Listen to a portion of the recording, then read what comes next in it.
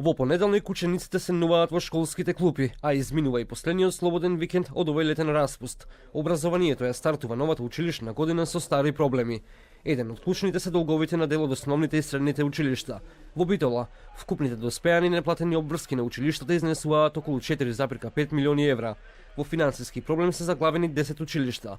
Градоначалничката Наташа Петровска во изјава за телевизија 24 вели дека се направени големи напори да се подмират долговите за да се деблокираат училишните сметки. Имаме, знаете, какви апсурдни ситуации. Да речеме од општина Новаци со релација меѓуопштинска која што постои кон Битола, граѓанин би се возел за 60 денари, а на истата таа релација ученик се превозувал за 400 денари. Која е разликата меѓу едниот и другиот патник? И вака пропуштањето на вакви некои суми во изминатиот период довеле до вакви финансиски, да кажам, дупки кои што денес оптоваруваат и е тешко да се решат за кратко време. Еден од клучните проблеми во Битола е и превозот на учениците, при што токму долговите по овој основ се и најголеми, достигнувајќи сума повеќе од 820.000 евра заклучно со јули месец оваа година.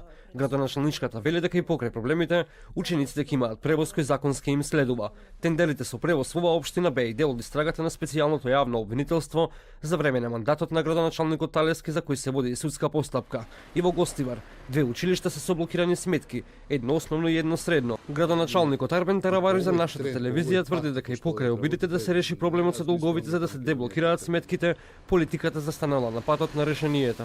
Две училишта не прифатјаат да платиме директно струја, туку бараат да им пуштиме во нивната сметка парите од струјата, затоа се исклучени од струја. Ние побаравме преку цесија директно да платиме во ЕВН, за да имаат струја. Меѓутоа директорите нормално изучени, поучувани од ДУИ, не дозволуваат да се изврши цесија, односно плаќање на струја. Ние сакаме понеделник сите училишта и сите ученици да стартуваат со учебната година како што треба и да не знаат што се случува во политиката. Градоначалникот вели дека изминатиот период преку општинската каса успеал да сервисира долг од 1,5 милиони евра, а остануваат уште толку.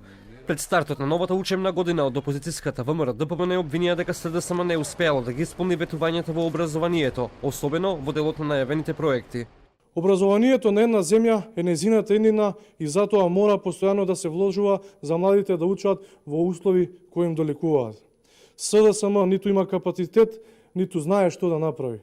Финансиските проблеми со кои се соочуваат училиштата ескалираа изминатите години, кога обврските се таложеа без решение. Дел од актуелните градоначалници алармираат дека ваквата состојба е последица на недомакинско работење на нивните претходници.